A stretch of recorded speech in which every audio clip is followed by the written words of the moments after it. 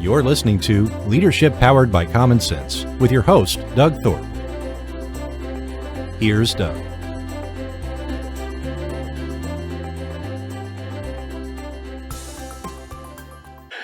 Hello again, everyone. This is Leadership Powered by Common Sense. I'm your host, Doug Thorpe, and today I'm going to present a bit of a discussion about mental health.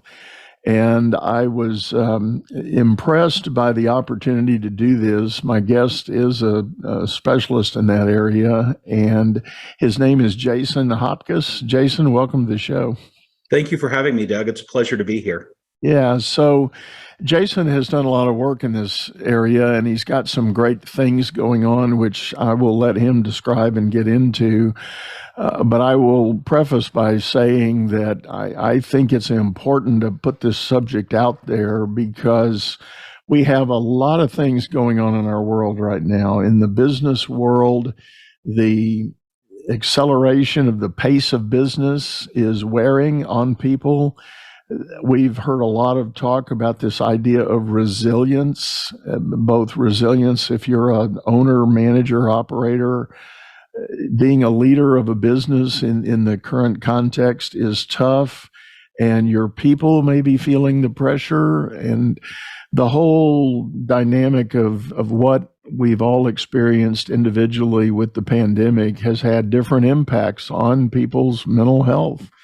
And Jason probably knows the data a lot more than I do, but let's start, Jason. First, just level set with us. Tell everybody a little bit about what you've got going on, your nonprofit and your for-profit business efforts.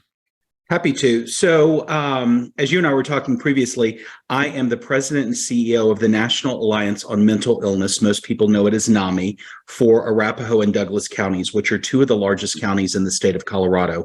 So the work that we do to provide education, support, and outreach programs to vulnerable or marginalized populations struggling with mental health in Arapahoe and Douglas counties is roughly the counties are comprised of about 1 million people. So if you look at the statistics, 1 in 4, we could potentially impact 250,000 lives with the work that we do. I've done that work the better part of the last decade and came to that work after my own struggle, have always been an entrepreneur and bring entrepreneurial spirit to really anything I do, specifically my nonprofit, and recognizing that nonprofits are also businesses. But from the work that I've done at NAMI, which often focuses on individuals and their family members that struggle and suffer with chronic or persistent mental illness, I recognized there was a huge need and a missed opportunity to support people like myself, or just people that are going through life transition issues, setbacks, struggles, etc., and formed an organization in 2017 called Connection Project.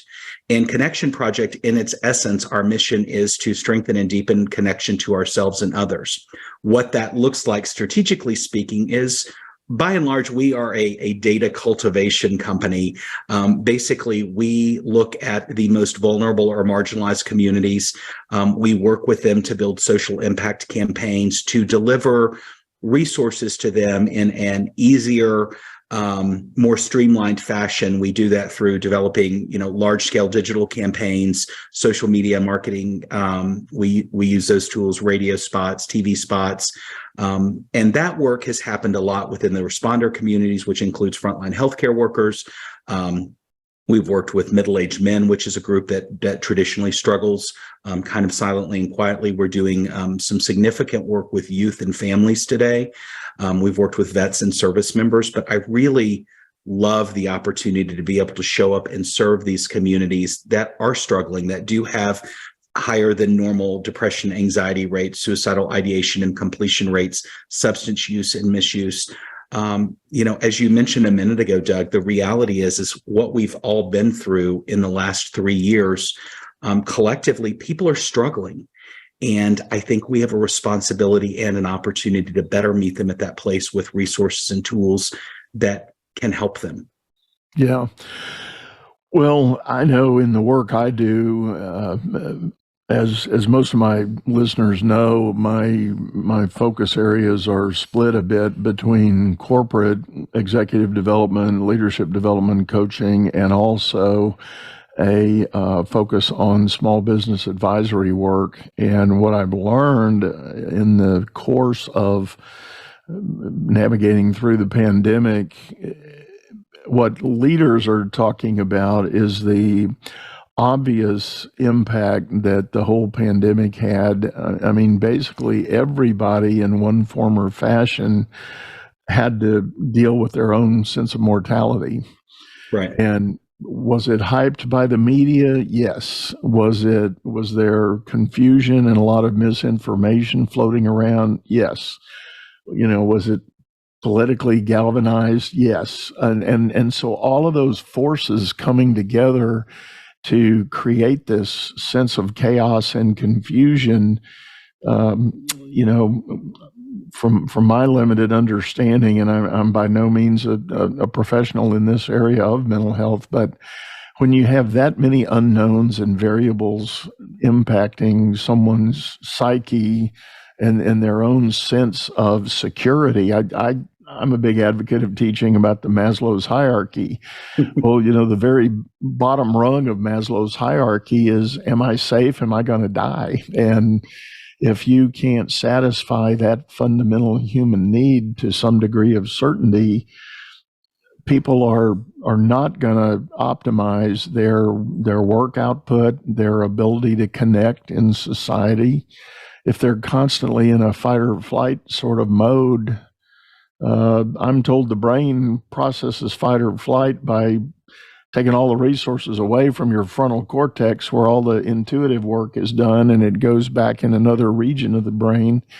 And without the full capacity of the frontal cortex, the typical demands we have at work are not going to be satisfied. So that creates another kind of pressure if people are being challenged by the fact that they aren't producing at work.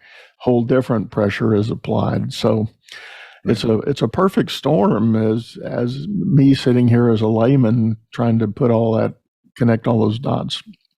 It is, and I think you teed that up beautifully. I mean, it is a perfect storm, and I think there are a few gifts from COVID. Among them, the top being that people are have a willingness, and maybe because it's because of the pressure or the struggle that they've gone through, to talk about what they're struggling with. And I can't think of another point in history that people were more open and honest about what they're dealing with.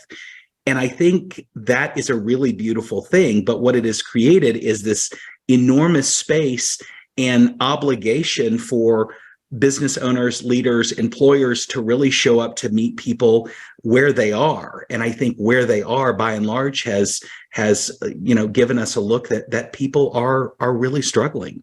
And the thing that I think is interesting about this, and I look at it as an experiment, quite frankly, because I was not prepared for that gift of COVID, is we now have a demand that far exceeds the supply of available resources to support people. So what I think from that is, okay, recognizing that not everybody is going to follow a traditional system of support.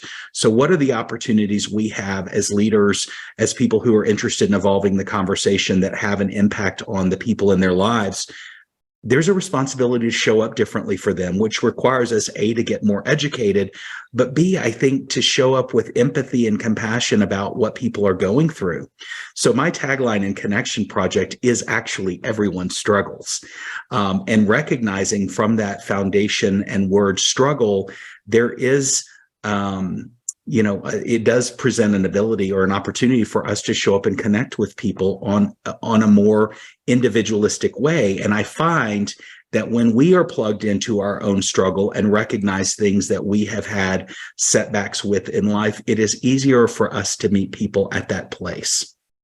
Now, I'm not saying that we get on the floor and cry with everybody and have a kumbaya moment every day, but I do think in recognizing what we've struggled with our own lives, and again, everyone struggles, it is easier for us to show up with empathy in recognizing that somebody may be going through something that is impacting them in a significant or profound way, and we may need to meet them there for a minute.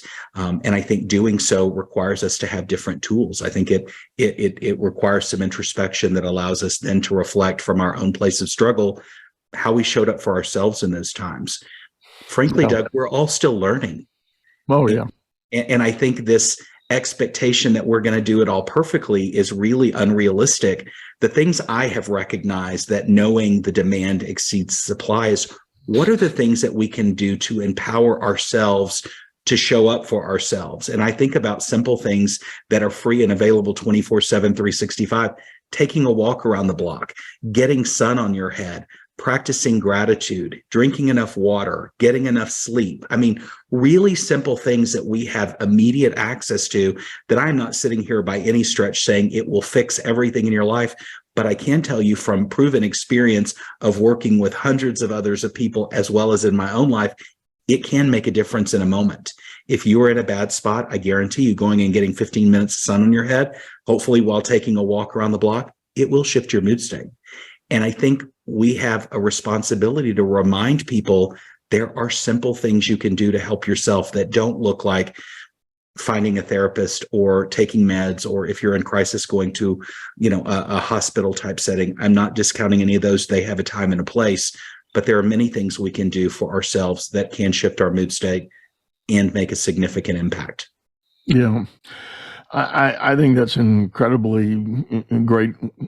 A great message and words of wisdom. I think going back to your earlier point, I think in the work world, one of the challenges that's emerging, and I deal with this quite a bit in my client base, is the still ever-present tradition of command and control leadership style. Right. And somewhat by definition, command and control just doesn't have a lot of room for the empathetic listening and the connection with your people. It's top down, here's the mission, here's the challenge, go do the work. And I think leaders, or I'm gonna be careful about the word leader.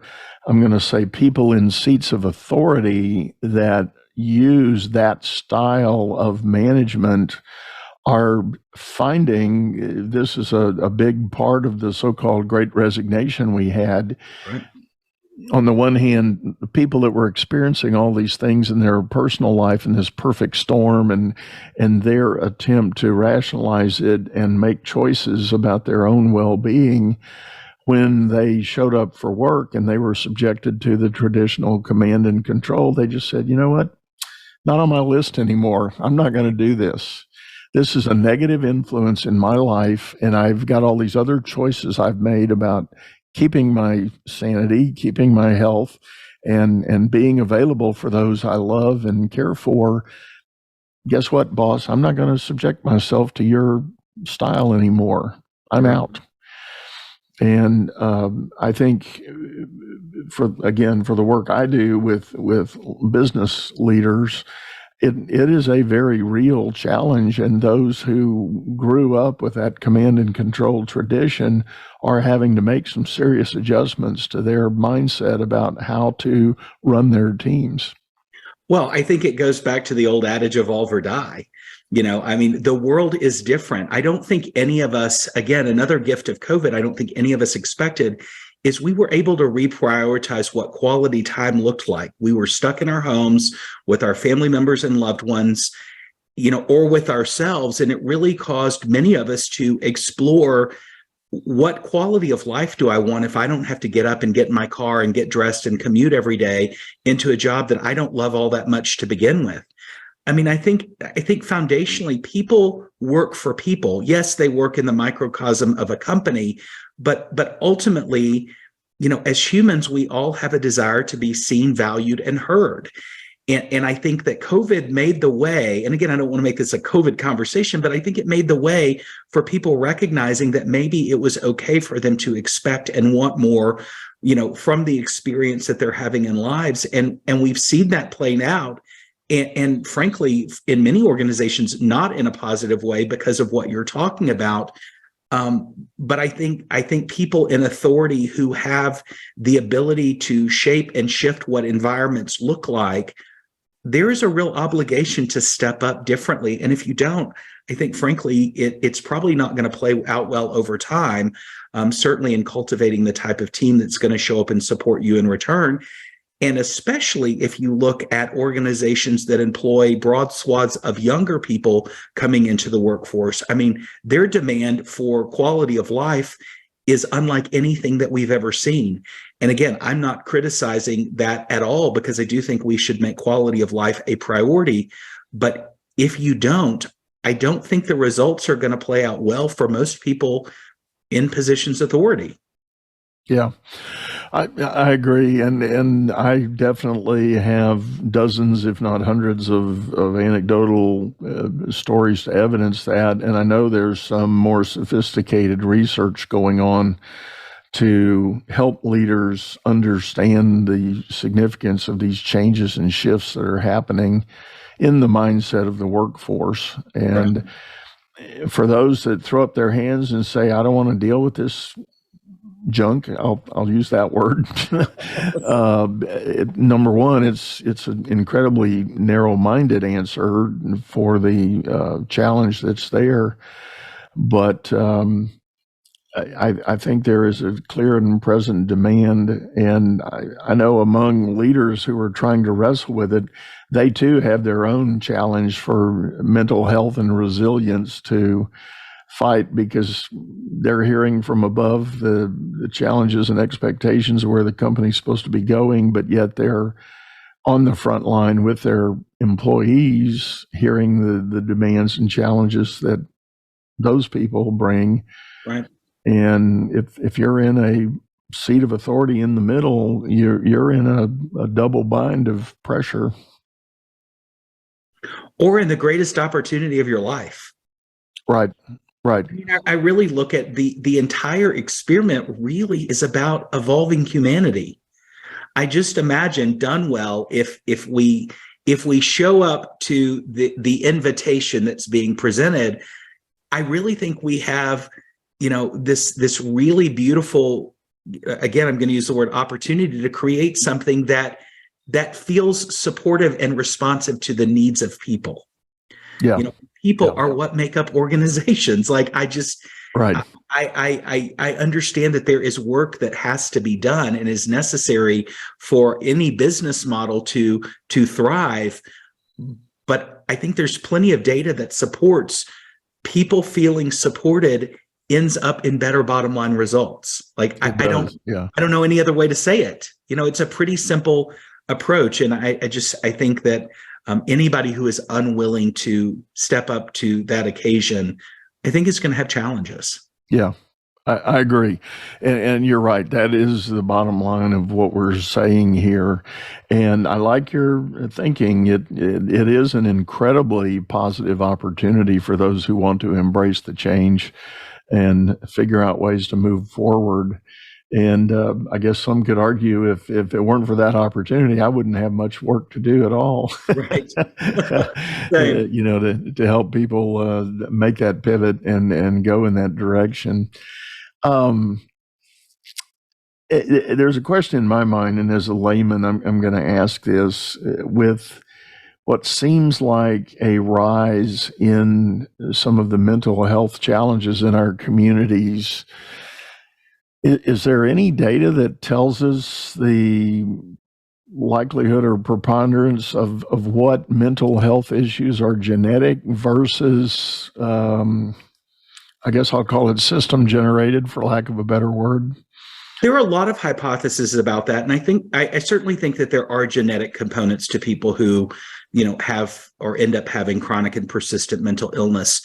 I'm really most focused on, to back up a step, and I'll tie this up in a neat loop, I hope.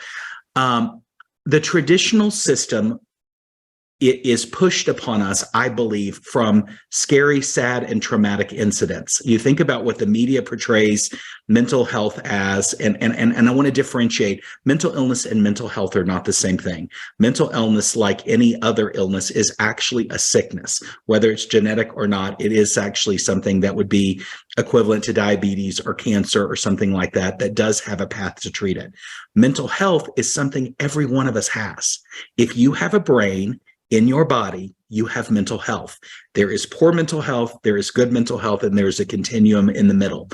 I think where we have struggled with the conversation evolving is there's not a lot of differentiation between the two words. And look, for the better part of a decade, I would have conversations about mental health and or mental illness, and you could literally see the blinds come down on people's faces from not wanting to have the conversations.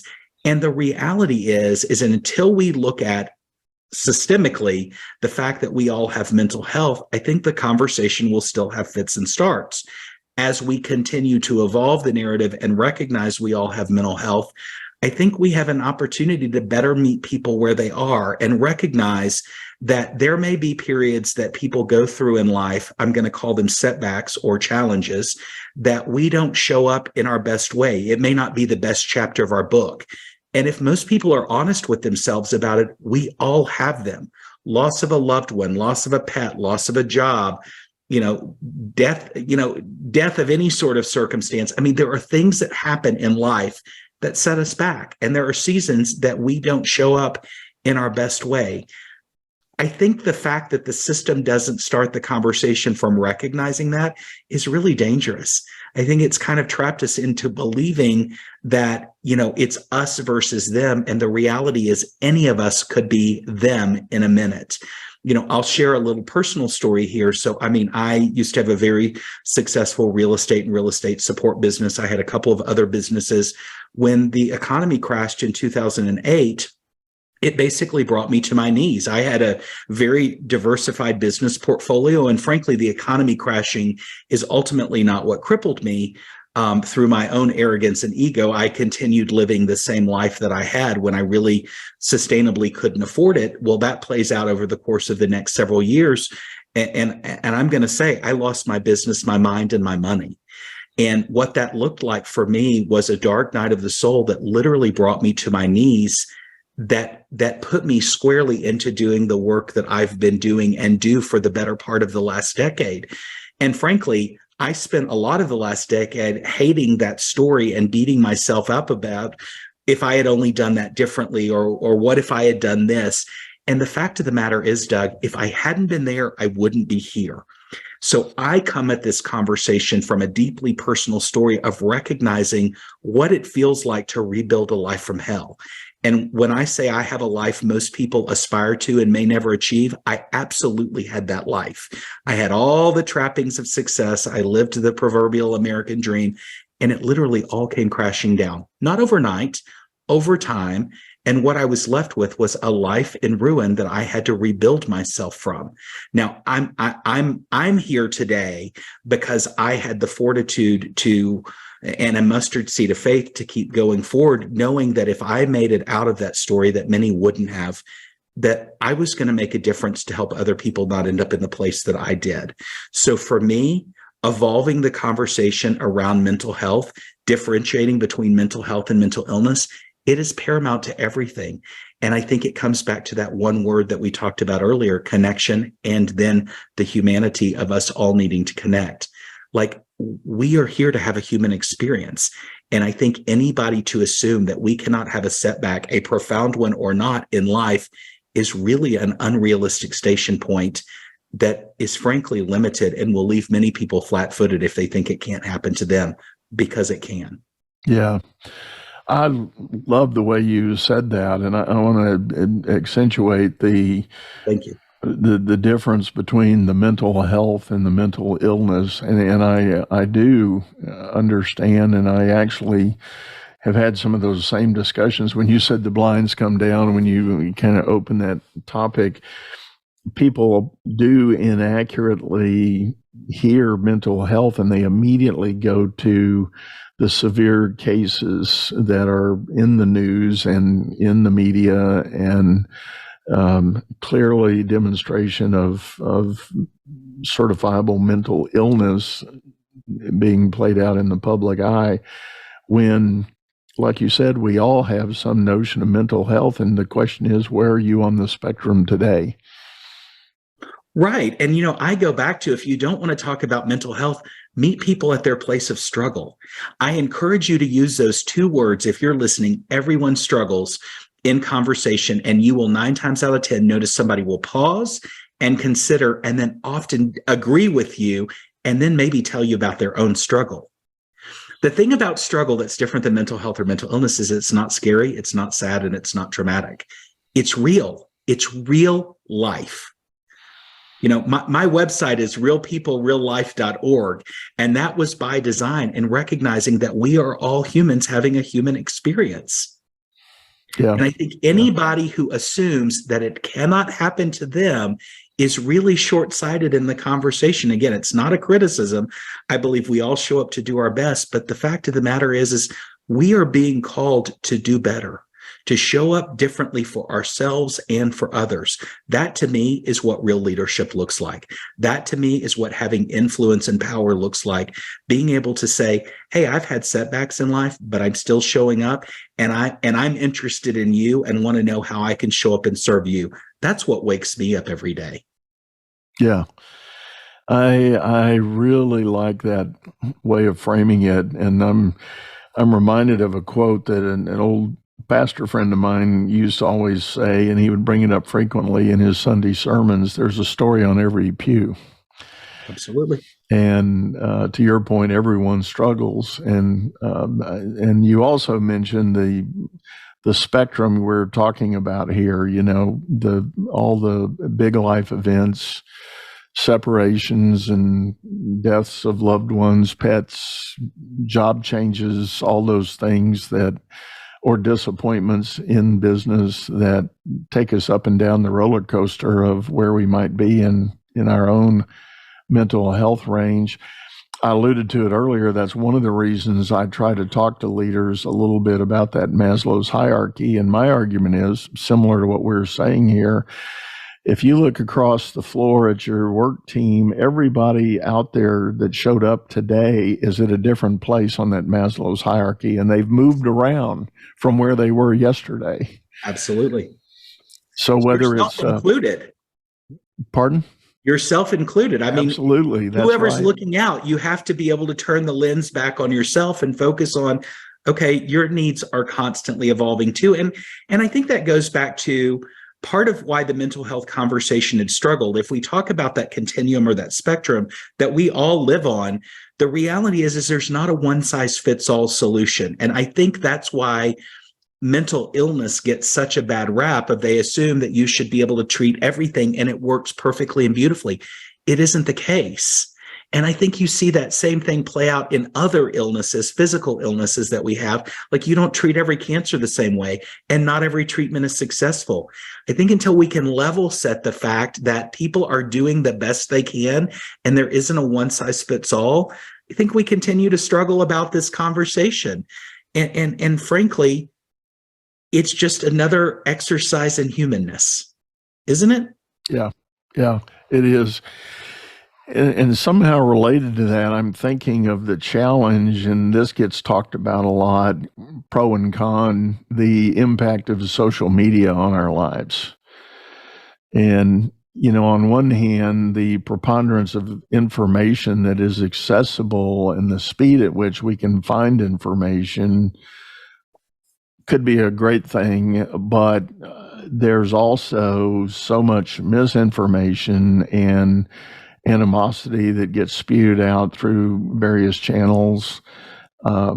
If someone is not in their own right place with their own mental health to have the determination to just say, I'm not going to listen to that, I'm turning that off. I think that becomes its own challenge. It absolutely does. And I'll just tell you the real detriment, and there are many gifts to social media that benefit us in very significant and positive ways. But we have entire generations of youth that are being shaped with never not having technology accessible and available to them. Now, the dangerous part of that scenario is what's missing in so many of those searches and conversations that are happening subsequent to somebody seeing something online or something happening online is appropriate context. And I think without appropriate context, there is a lot of misinformation and sharing of information that can be terribly detrimental and harmful, not only to our self-esteem, but in how we show up for other people in our lives. Like, I cannot stress enough the dangers that social media and the prevalence of awful things that can come from not just in youth, but adults that play out in a very real way every day. And we have to do a better job of policing what that looks like. And I don't know how we get back to, an extreme kindness with each other in recognizing, our own struggles and the struggles in others. But there is something that is profoundly missing in the conversation that is playing out in a pretty nasty way. Yeah. I would agree with that. And it's been interesting for me. There are a collection of people that I work with and follow online, various other so-called influencers or thought leaders, especially in the leadership realm. And it's been interesting in the last, I'll say 90 days or maybe 6 months, a number of those individuals have published announcements saying, I'm done. I'm signing off. I'm unplugging. I will maintain my newsletter. I'll maintain my podcast. If you need me, you've got to find me in the very direct, traditional way. Otherwise, I'm not going to participate in the chatter that's going on out there. Right. And as they elaborate in their announcement, they're describing various degrees of their own sense of negative impact on their own personal mental health. And I can't think clearly. I'm not thinking about these issues correctly. So I believe it's some of the input that I'm getting and that I can't avoid other than turning it off. And that's what I'm going to do. Well, and first of all, it feels like if you want to be in that game, it is a game, by the way, that you are constantly being called to level up, to do more, to show up differently, to create a different something, to trick the algorithm that's constantly changing. Like, I don't know about you, Doug. It's exhausting. Oh, it is. Real leadership is people like yourself, like me, who have a platform that really are committed to showing up with content that makes a difference, and knowing that the people who are supposed to have eyes on your information, they won't pass you by. They will find you. Now, I think you have to decide how you're going to do that, in a way that can scale in today's world. But I think there's just a far more thoughtful look at how we show up to influence people with powerful words that can make a difference and shape lives. I think that's a tremendous responsibility. And a lot of people, frankly, are very sloppy with it. Yeah. And we've gotten in a world that moves so fast. I mean, a 3-second soundbite is what they're expecting. You're trying to gauge to get people to connect with. And frankly, I don't know about you. I don't know that you make sustainable connection in 3 seconds. You don't. And just myself, to your point, in my own effort to be smart about how I'm distributing our show here, this very recording that we're going to make, and when it gets ready for production, how it goes out the wire. Right. I've consulted with so-called gurus and experts on marketing and social media and all that. And without exception, I get condemned for the fact that my shows average 45 minutes long. And I get these so-called gurus telling me, oh, God, you've got to get that condensed down to 30-second shorts and reels. Right. And we can't have the kind of discussion you and I are having in a 30-second reel. No, not if you want to have a whole conversation. It's impossible to have that content packed into a 30-second soundbite like that. So I run the contrarian approach and say, nope, for the people that are interested and that are going to pursue quality input for their own life choices that they're going to make, they're going to want to participate in a bigger discussion. Right. A more robust and complete discussion. And I believe that audience absolutely exists. Yeah, it does. It does. And I think it does impact those who truly do want to make a difference and be leaders either in their business or their community. I think to the extent they're on a genuine search for additional information and perhaps inspiration for a new idea, they have to hear the whole discussion first. Right. because they are discerning and they are smart about it. If they hear the whole discussion and still don't agree, okay, that's their choice. That's Right. fine. They can move on with it. I learned a long time ago. I mean, I shared with you earlier, like the story of my undoing, and I don't want to minimize the fact that it was literally the worst hell I would not wish on anybody. And I can tell you the thing that was hardest for me in beginning again, and this literally took me 5, 6, 7 years to really work through, committedly work through, was the reality of the people that you expect that are going to show up for you don't, and the people you never expect would do, and recognizing that it all happens in perfect timing. Yeah. I think we live our lives believing certain things about the people in our sphere of influence. And frankly, I had to then shine a light back on myself and recognize, what had I done to cultivate relationships that didn't have enough depth for those people to show up, even though I thought they were significant relationships.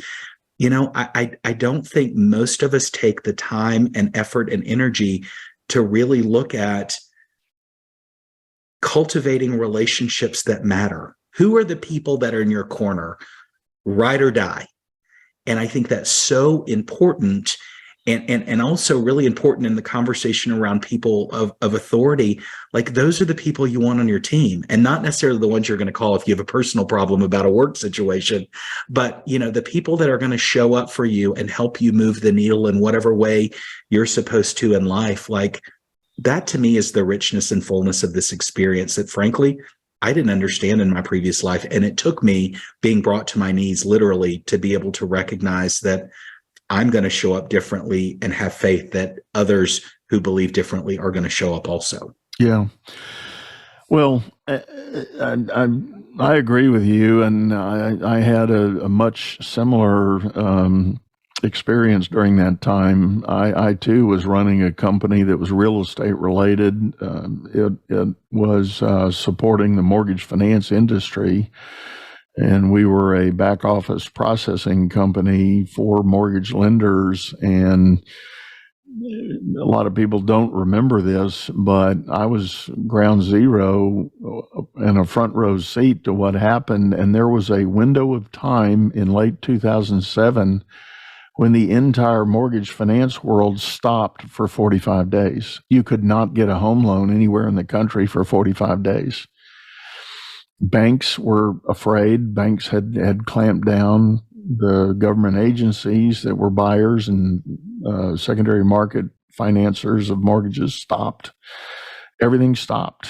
And when you got a company that is doing that and you lose all your business for 45 days, you really don't recover from that. No. I had an IT recruiting firm at that time, and also employed a bunch of contractors for IT firms, and had a payroll factoring company to support them.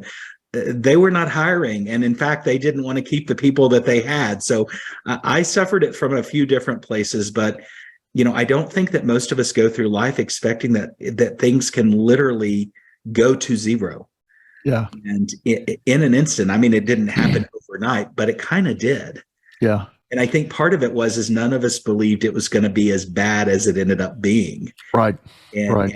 And lesson learned, but it certainly shapes how you show up moving forward, I think. Well, I tell the rest of my story on that. At the time all this happened, my company was supporting 200 lending institutions across the country. And I got on the phone with the owners and heads of all those mortgage companies and banks, and I asked them what were they going to be doing. And the majority of them, at least the mortgage lenders that were involved, said, we started as a mom and pop, and that's what we're going to do. My wife and I are going to let everybody go. We're going to hang in here. We're going to retain our license, and we're going to hope for the best, and we're going to, rebuild. Well, obviously that was going to take some time to do that. And in terms of what my company needed to sustain our operating expense, that wasn't going to happen anytime soon. Right. So I called my 4 investors and I said, guys, I'm not writing any checks. I don't expect you to.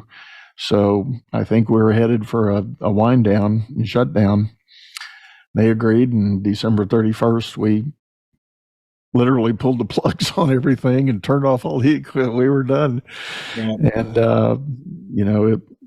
there was a corporate bankruptcy involved and all sorts of fun things you don't necessarily want to learn as an entrepreneur. I call those the T-shirts we collect along the way. Yeah. you put them on, you take them off, you got another one. Like I'm into collecting different T-shirts today, but I've been there and done that, Doug. I get it.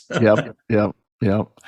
Well, Jason, I think we are about up on time here, and this has just been incredible. And I thank you for your candor and wonderful insight and vision of this, and the way you've kind of styled and helped us get some clarity on these really important issues. Say again the resources if people want to get a hold of you or check out your organizations. What are some of the links they should follow? So really simple. My website connection project is realpeoplereallife.org, and you can find me on any of the social platforms, so LinkedIn, Instagram, Facebook, under my name, Jason Hopcus, Hopcus. And some good news that I'm launching with you first. I actually have a radio show that's starting at the end of February. Get Unstuck, Move Forward with Your Life. I'll be on voiceamerica.com under their empowerment channel, 9 a.m. live every Tuesday. So I'm really excited about that. The concept is get unstuck, move forward with your life, which I think we agree that going what we've just talked about is a topic that I hope people will be interested in. But I'm grateful for the opportunity today. Doug, thank you for making the time and the space to have important conversations like this with the audience that you have. I appreciate it. Yeah, well, you're very welcome. And folks, we're going to have those links that Jason mentioned. They will be in our show notes here, both in the audio channel and also on YouTube, which, by the way, we do have a video version of this episode over on a channel by the same name, Leadership Powered by Common Sense. Hop over there, leave us a comment, give us a note, let us know what you think and how we're doing. We really do want to keep these discussions going. We want to help people find the resources they need, get the answers they need. And if you're a leader in your business, I think the message for today is be aware, be sensitive, and see what you can do to meet your people where they are. Because as Jason introduced us to the tagline, everybody struggles. So a lot of great information in here, folks. You might want to hit the rewind button a little bit, if I can go so far as to suggest that. But Jason, one last time, thank you, man. Really appreciate it. I appreciate you. All right, everybody, we're going to sign off, say goodbye, wish you a great day, and hope to see you again real soon.